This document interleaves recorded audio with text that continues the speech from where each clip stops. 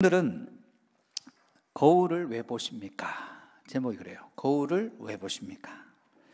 한 랍비가 학생들에게 이렇게 물었어요.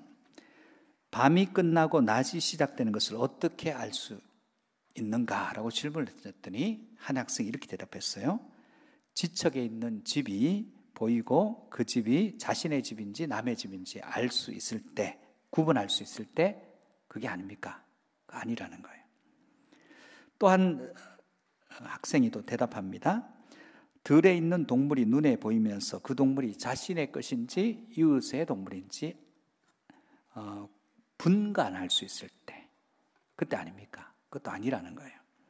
세 번째 학생이 또 대답합니다. 정원의 꽃을 보면서 색깔의 차이를 볼 때가 아닐까요? 그때는 그것도 아니라는 거예요. 너희가 말하는 것은 구분, 그 다음에 분간, 차이에 대한 한계를 벗어나지 못한다는 거예요. 그러면 밤이 끝나고 낮이 시작됐다는 것을 어떻게 알 수 있냐 하면 옆에 있는 사람이 내 형제요 자매로 인식되고 저 사람과 내가 하나로 묶여 있다는 것을 깨달을 때 그때 밤이 끝나고 낮이 시작되는 것이라 이렇게 얘기했다는 거예요. 여러분, 밤과 낮은 마음의 문제입니다. 우리 마음이 밤이면 한낮에도 길을 잃습니다. 마음이 낮이면 칠흑 같은 어둠 속에서도 길을 찾아요. 그러므로 우리 인생에 우리의 마음이 어두우냐, 우리의 마음이 밝으냐 한번 생각해 볼 필요가 있는 것입니다. 옆에 사람이 형제요, 지체로, 자매로, 그리고 우리가 같은 공동체 안에 속했다는 인식이 있을 때 밤은 끝납니다. 그리고 그때 비로소 낮이 시작됩니다. 사람들을 향해서 안타까운 마음을 품고 있는 분들이 많죠. 세상을 보면서. 근데 실제로 손을 내밀질 않습니다. 그럼 의미는 없어요. 그 마음뿐이에요. 성경은 마음뿐인 것, 마음이 없는 것보다 있는 게 중요하지만 마음뿐인 것을 중요하게 여기는 게 아니라 실제로 손을 내미는 행동을 중요하게 생각합니다. 오늘 본문은 믿음과 행동의 일치를 이야기하는 야고보서입니다. 그렇다면 신앙에서 제일 중요한 것은 신앙이 삶으로 연결될 때라는 거예요. 어떻게 신앙을 삶으로, 믿음이 행동화될까? 첫 번째는 말씀을 들으면 민감하고 성내는 데는 둔감해야 한다는 거예요. 말씀을 들을 때는 민감함이 있어야 되고 성내는 것, 화내는 것은 둔감해져야 된다는 겁니다. 오늘 19절 20절 말씀을 같이 한번 보겠습니다. 내 사랑하는 형제들아 너희가 알지니 사람마다 듣기는 속히 하고 말하기는 더디하며 성내기도 더디하라. 사람이 성내는 것이 하나님의 의를 이루지 못함이라. 듣기는 속히 하라는 이야기가, 속히 들으라는 얘기가 대충 들으라는 얘기가 결코 아닙니다. 신중하게 들으라는 얘기예요. 속히 들으라는 얘기는. 그런데 이 들은 것들을 옮길 때는 반대로 하는 거예요. 대충 듣고 신속하게 옮기면 거기 안에 분열이 일어나고 다툼이 일어나게 된다는 거예요. 말씀을 들을 때는 신중하게, 말을 옮길 때는 더디 생각해보고, 그 다음에 성내는 것은 또 더디하라. 말씀은 속히 듣고 옮기는 것은 천천히 하고 성내는 것은 아주 더디게 하라는 거예요. 어느 고등학교에 기말 시험이 있었습니다. 그 과목 선생님이 채점을 하기 위해서 교무실에 채점하다 보니까 그 답안지 하나에 보니까 답안지 화이트가 칠해졌어요. 답이 있어야 될 자리에. 그리고 옆에다가 동전으로 긁어보세요. 이렇게 돼 있어요. 아주 괘씸하잖아요. 학생이 답을 써놓고 그걸 화이트로 해놨으니까 동전으로 긁어야 이제 답을 알고 거기에 채점을 해야 되는 거예요. 교사가 어이가 없어서 옆에 교사들이 보여줍니다. 그랬더니 옆에 교사도 어이가 없어서 헛웃음만 나오는 거예요. 그러나 저는 아무튼 동전을 꺼내가지고 긁기 시작합니다. 그걸 긁고 난 뒤에 갑자기 교사가 벌떡 일어나더니 교무실로 그 학생을 잡으러 손사같이 달려가요. 도대체 뭐라고 써있길래 교사가 저렇게 화가 났을까? 동료 교사가 딱 보니까 꽝! 다음 기회에 이렇게 돼 있어요. 여러분, 화를 내야 될 지점이 있어요. 우리가 화를 안 내면 좋습니다만 화를 내야 될 때는 반드시 기도하고 해야 됩니다. 목사님, 성질 나는데 언제 기도해보고 성질 냅니까? 그때그때 바로 내야지. 그게 무슨 얘기일까요? 기도해보고 성질 내려고 하면 이미 화가 죽어요. 그래서 성내는 것들이 하나님이 기뻐하시는 것이 아니기 때문에 성내는 것을 중지하다는 거예요. 여러분, 사람과의 관계 안에서 사회적 의분을 가지고 있는 분이에요. 세상이 어떻고 저것은 틀렸고 이것은 이래야 되고 그러면서 화를 품고 있는 분들이 있습니다. 근데 이 화를 품고 있는 분들의 관계 외전 보면 관계가 잘 안 돼요. 의분, 사회적 의분이든 화낼 만한 일이든 상관없이 의분을 품고 있는 사람 주변에는 가만히 보면 할 수 없이 있는 사람 빼고 온전한 관계를 맺는 사람이 별로 없더라는 거예요. 우리 세상을 살아갈 때 사회적으로 잘못된 것을 분노를 내주는 사람 볼 때 마음이 시원해요. 저 사람이 대신 욕해 주니까 너무 좋다. 근데 그 의분을 품고 화를 내고 세상에 대해서 정죄의 시선으로 바라보는 그 일을 통해서 세상이 바뀌는가? 안 바뀝니다. 바뀌질 않아요. 그래서 성내지 말라고 얘기하는 것입니다. 세상의 문제에서 해답은 언제나 말씀이 있습니다. 기독교인이라서 하는 얘기가 아니에요. 오늘 본문 21절에 보니까 그러므로 모든 더러운 것과 넘치는 악을 내버리고 너희 영혼을 능히 구원할 바 마음에 심어진 말씀을 온유함으로 받으라. 이렇게 되어 있어요. 자, 모든 더러운 것과 넘치는 악이 뭘까요? 대충 들어요. 대충 들은데 나도 잘 모르는 것들을 옮겨요. 옮기니까 나도 속이고 상대도 속였어요. 그리고 가끔씩 불같이 버럭버럭 화를 내요. 그래서 관계는 다 깨집니다. 이게 넘치는 악이라는 거예요. 모든 더러운 것과 넘치는 악. 듣는 것에 신중해야 되는데 신중하지 못하고, 말을 옮긴 데는 확인 없이 옮기고, 그리고 성낼 때는 기도 없이 성내고, 이게 넘치는 악이라는 거예요. 그럼 어떻게 되느냐? 너희 영혼을 능히 구원할 바 마음에 심어진 말씀을, 우리의 일을 구원할 말, 우리 영혼을 능히 구원할 마음에 심어진 말씀이라는 거예요. 여러분, 말씀이 선포될 때 이 말씀은 언제나 영혼을 능히 구원할 우리 마음에 심어진 말씀인데, 어느 순간 우리 마음이 돌짝밭이 되고 길가가 되고 가시들기가 있어서 뿌리를 내리지 못하고 열매를 맺지 못하고 자라지 못합니다. 그래서 말씀을 받는 태도가 있는데 온유함으로 받으라는 거예요. 온유함으로. 온유라고 하는 것은 한마디로 말하면 온유한 마음은 낮은 마음이에요. 그 말씀이 나하고 부딪혔을 때 내가 손해날 것 같아요. 그런데 그 말씀을 그럼에도 불구하고 받는 겁니다. 온유는 그 말씀을 듣고 순종하기 위해 받는 태도입니다. 말씀보다 우리가 높이 있을 때 말씀은 결코 안 들립니다. 말씀을 우리가 다 재단하고 판단해버립니다. 그런데 말씀보다 낮은 자세에서 어떤 말씀을 하시든지 그 말씀에 나를 맡기고 내가 변화되리라는 각오를 가지고 듣는 그 자세가 온유한 자세예요. 온유는 성령님이 함께 하시는 역사입니다. 온유는 성령님의 은혜로 하나님 앞에서 낮아진 마음의 상태를 온유다, 이렇게 얘기합니다. 인간이 변하기 전의 모습과 비교하면 부드럽죠. 그 다음에 관대하고 잘 참아요. 그리고 또 이런 모습이 때로는 우유부단해 보이기도 하고 너무 맹목적으로 순종하는 것 같아서 사람이 좀 덜 떨어져 보이기도 합니다. 그런데도 불구하고 그 안에 자유가 있고 그 안에 강함이 있어요. 온유는 그 안에 참된 자유가 있고 참된 강함이 그 안에 있습니다. 왜요? 말씀이 심어져서 뿌리를 내리고 열매를 맺기 때문에 그렇습니다. 온유한 자의 인격적 특징이 네 가지가 있는데, 첫 번째는 외적으로 부드러우면서 내적으로 강해요. 외유내강이에요. 바깥으로 강하고 내적으로 약하고 이런 모습이 아니라 바깥에 부드러워요. 내적으로는 강해요. 두 번째는 확고한 삶의 목적을 가지고 있으면서도 고집스럽지가 않아요. 목적이 분명한데, 목적이 분명하면 고집스러울 수 있는데 고집스럽지는 않습니다. 생각이 없어 보이지만, 세 번째, 확고한 삶의 목적과 삶의 의미를 추구해요. 이걸 왜 해야 되는지, 의미 있게 바둑을 둘 때도 돌에 의미가 없으면 그건 의미가 없어요. 한 점 한 점을 둘 때 의미를 두고 둘 때 그게 죽은 바둑알이 안 되고 살아있는 바둑알이 되듯이 의미를 가지고 두어요.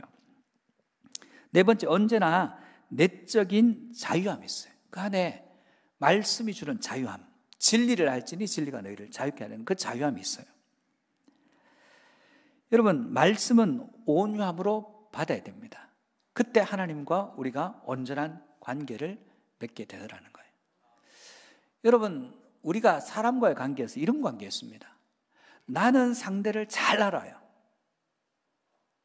그래서 우리는 좋은 관계라서 하는데 상대는 나를 몰라요. 이건 온전한 관계가 아닙니다. 성경의 말씀대로 주여 주여 귀신을 쫓아내고 능력을 행하고 갔더니 내가 도무지 너희를 모르겠다 말씀하세요. 나는 주님을 아는데 주님이 나를 모르시겠대요. 이건 온전한 관계 아닙니다. 내가 주님을 아는데 주님께서 이렇게 말씀해요. 사랑하는 아들아, 딸아, 내가 너 잘 안다. 이게 온전한 관계는 거예요.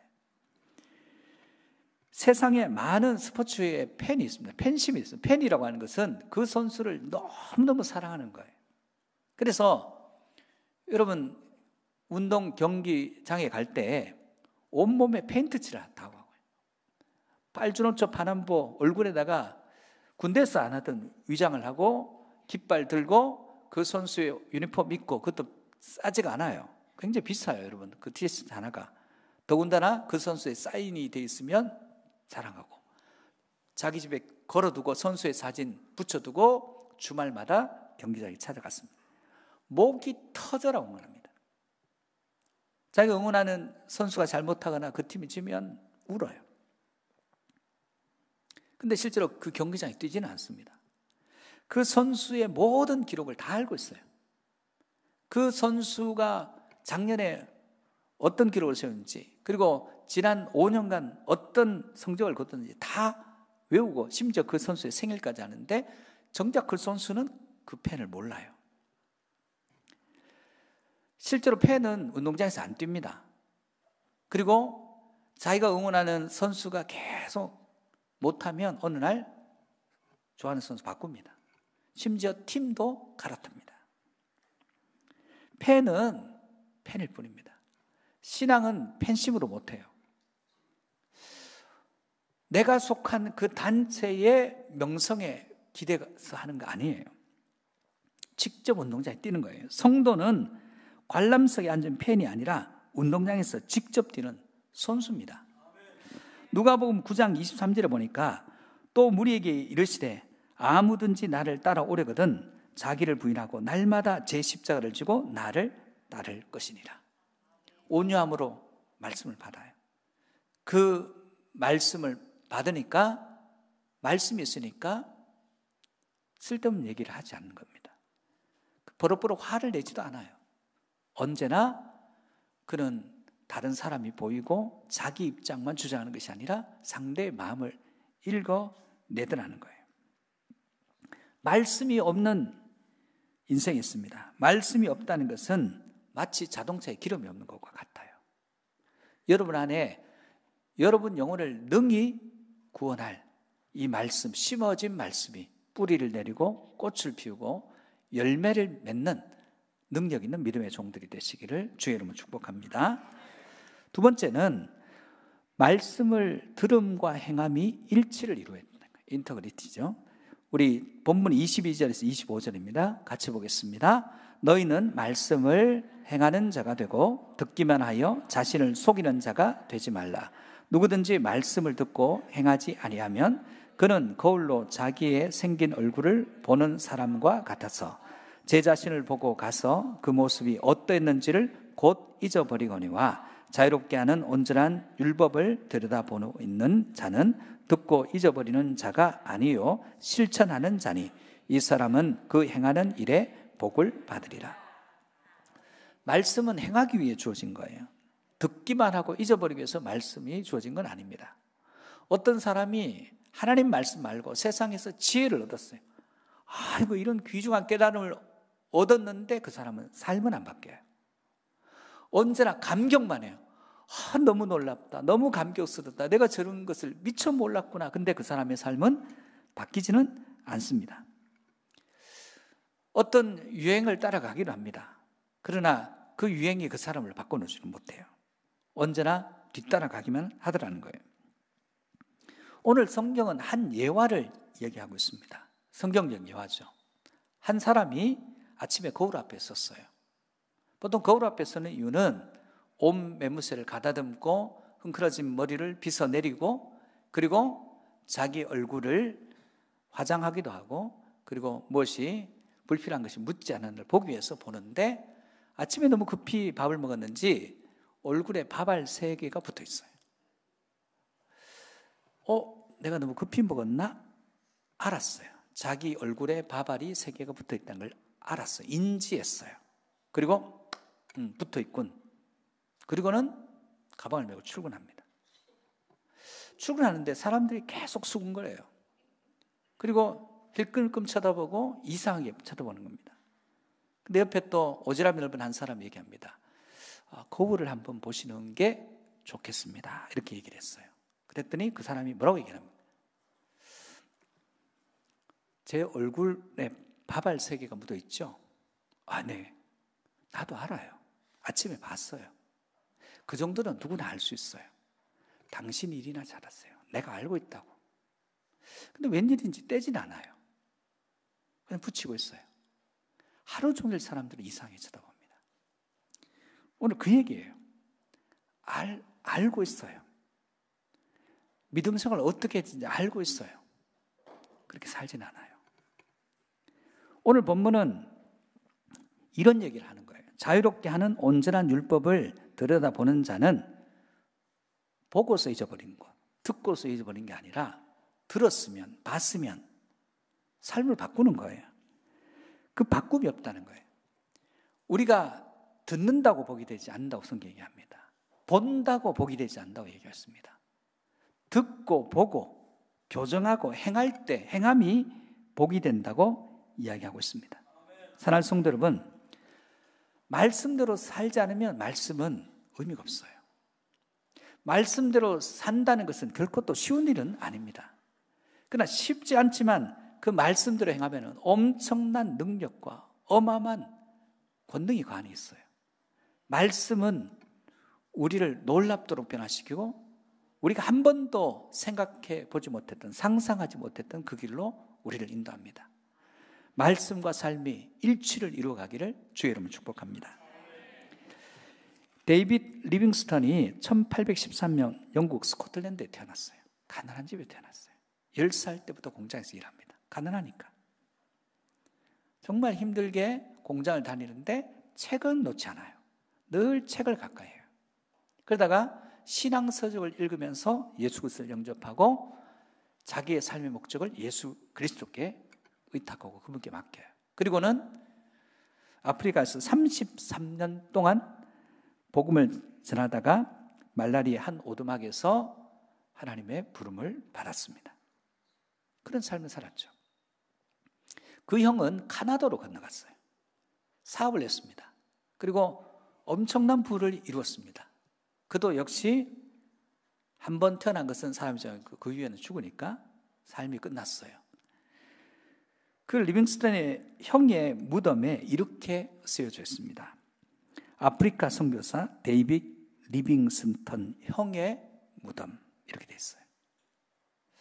한 사람은 그 이름으로 불려요. 아프리카 선교사 리빙스턴으로 불려요.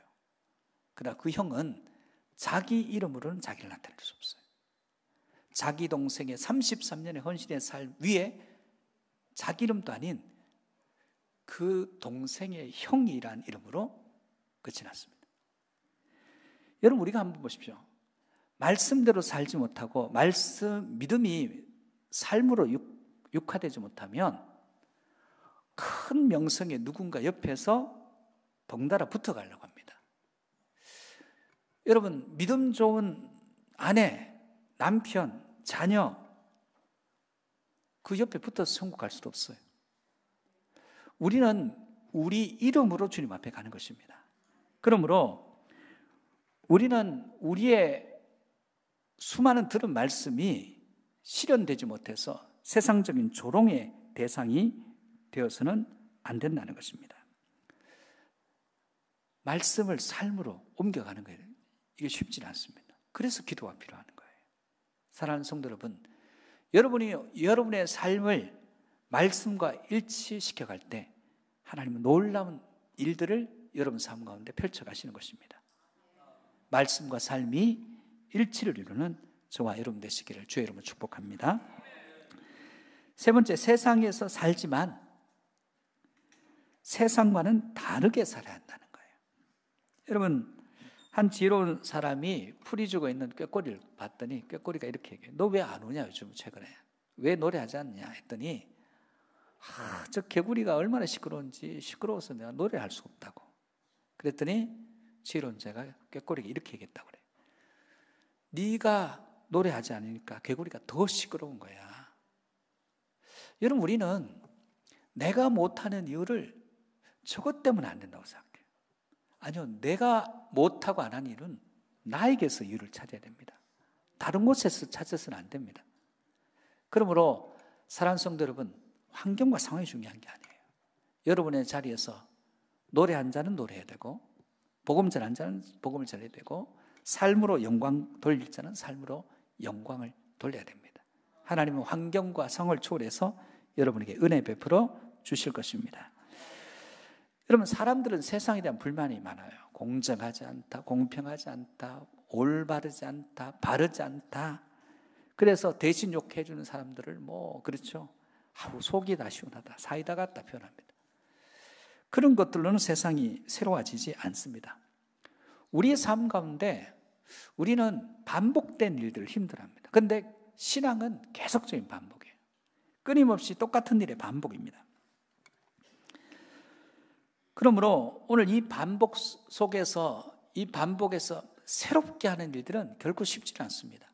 우리가 살아온 방식을 바꾸는 것도 쉽지 않고 직업을 바꾸는 것도 쉽지 않습니다. 오늘 본문 26절 한번 볼까요? 누구든지 스스로 경건하다 생각하며 자기를 재갈 물리지 아니하고 자기 마음을 속이면 이 사람의 경건은 헛것이라. 경건은 말 줄이는 것을 시작합니다. 경건이 뭘까요? 26절, 27절에 말하는 경건이 뭘까요? 첫 번째는 경건은 자기 혀를 재갈 물리는 것이라는 거예요. 여러분, 수도원에서 경건을 위해 첫 번째가 뭡니까? 무건수행이에요. 침묵 훈련이에요. 할 말이 많죠. 그거 안 하는 거예요. 그게 경건의 시작입니다. 27절 이렇게 말씀합니다. 하나님 아버지 앞에 정결하고 더러움이 없는 경건은 곧 고아와 과부를 그 환난 중에 돌아보고 자기를 지켜 새 속에 물들지 아니하는 것이라. 마음속에서 도와줘야 되는데 그러지 않고 도와줘버리는 거예요. 안타까운 마음이 들면 안타까운 마음이 들 때 그 안타까움에 그 짐을 대신 한 부분을 책임지는 거예요. 경건은 예배, 기도, 찬송 같은 신앙의 행동에 국한되지 않아요. 경건은 교회와 교회 밖을 구분하지 않습니다. 교회는 세상과 교회도 구분하지 않아요. 모든 부분에서의 경건이에요. 가정에서의 경건, 교회에서의 경건, 직장에서의 경건입니다. 동일합니다. 우리는 경건을 어떤 특정한 장소에 국한시킵니다. 그러나 그렇지 않습니다. 우리 모든 부분에서 하나님이 기뻐하신 경건의 삶을 이루어가는 저와 여러분 되시기를 주의 이름으로 축복합니다. 경건의 두 번째는 경건은 세상 가운데서 남과 다르게 사는 것이에요. 경건은 방법이 다른 거예요. 같은 일을 하는데 목적지가 다른 거예요. 같은 일을 하는데 일하는 방식이 세상과 같지 않는 거예요. 샌프란시스코 남부의 로스 알토 힐이라는 곳에 우편 배달원이 한 명 있어요. 이분이 하는 일은 우체국에 가서 편지하고 소포를 받아서 편지 왔어요, 소포 왔어요 전하는 일이에요. 똑같은 마을, 구해진 지역이 있기 때문에 똑같은 마을들을 돌아다닙니다. 똑같은 길로 다녀요. 1년만 한 게 아니라 무려 15년 동안 합니다. 이 단순한 일을 받아서 전달하는 일을 비가 오나 눈이 오나 늘 해요. 지루하죠. 자기 인생이 너무 단조로워요. 너무 단조롭고 지루해서 이제 그만둬야 되겠다는 생각을 하고 하나님께 얘기합니다. 하나님, 너무 단조로워요. 너무 똑같아요. 이거 안 할래요. 그만하고 싶어요. 그랬더니 하나님께서 잘 결정했다가 아니라 계속해라고 하시는 거예요. 아니, 하나님, 이거 너무 단조롭잖아요. 너무 똑같잖아요.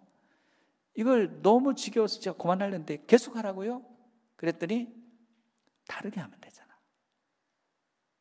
어떻게 다르게 해요? 똑같은 장소에 가서 편지 받고 소포 받아서 똑같은 집들에게 똑같은 길을 걸어서 자전거를 타고 그들이 전하는데 뭐 다를 게 있어요. 근데 어느 날 기도하는 가운데 좋은 생각 하나 떠올랐어요. 그래서 그 다음 날 우체국 가서 편지와 소포를 받았습니다. 그 가방을 가득 채우고 이제 전하기 시작하는데 좀 다른 게 하나가 있어요. 다른 쪽 가방에 꽃씨를 가득 채워가지고 편지를 전하고 그 집 앞에 빈 공터에다 꽃씨를 심어요. 가다가 길가에도 심고 자기가 지나다니는 모든 길과 집들 앞에 꽃씨를 심기 시작해요. 심었더니 씨 뿌린 비유처럼 어떤 것은 나고 어떤 것은 안 나기 시작해요. 씨를 뿌렸는데 강간무소식이 나지 않습니다. 그런데 계절이 바뀌니까 이 지편이 다녔던 모든 곳에 꽃이 피기 시작합니다. 집에도 꽃이 피고 길에도 꽃이 피고 꽃마을이 된 거예요. 하는 일은 똑같아요. 편지 전달하고 소포 전달. 그런데 그 길이 꽃길이 되고 꽃밭이 되더라는 거예요. 여러분, 새로운 일을 시작하는 것 중요합니다. 그런데 똑같은 일인데 달라요. 제가 아는 어떤 목사님이 저한테 이런 얘기했어요.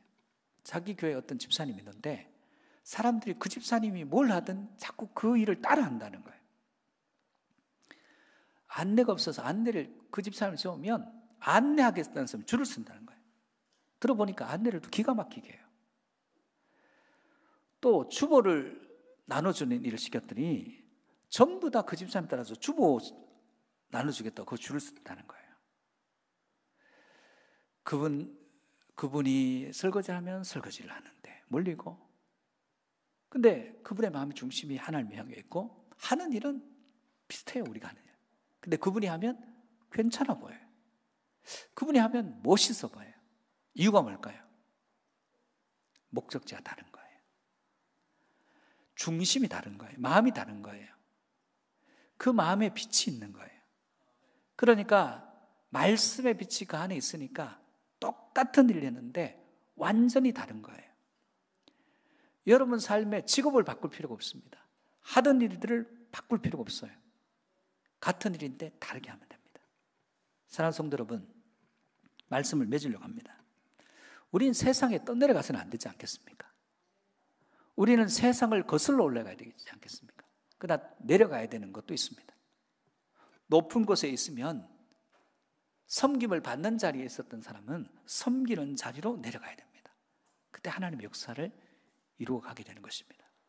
사랑하는 포항예학교의 성도 여러분, 여러분 삶 가운데 여러분 영혼을 구원할 능력 있는 그 말씀을 온유함으로 받고, 그리고 여러분 복음을 전하고 말 옮기를 중단하고, 여러분 안에 화가 올라갈 때마다 그 화는 하나님과의 관계를 이루지 못하고 사람과의 관계도 이루지 못함을 깨닫고 그 중지하는 거예요. 그리고 말씀과 삶을 일치를 이루어가는 것입니다. 그리고 여러분이 지금 하고 있는 일의 중심을 바꾸는 겁니다. 삶의 목적지를 바꾸는 겁니다. 그리고 주님과 함께 동행하듯이 주님의 말씀대로 행함으로 여러분 삶에 놀라운 기적을 경험하는 저와 여러분 되시기를 주의 이름으로 축복합니다.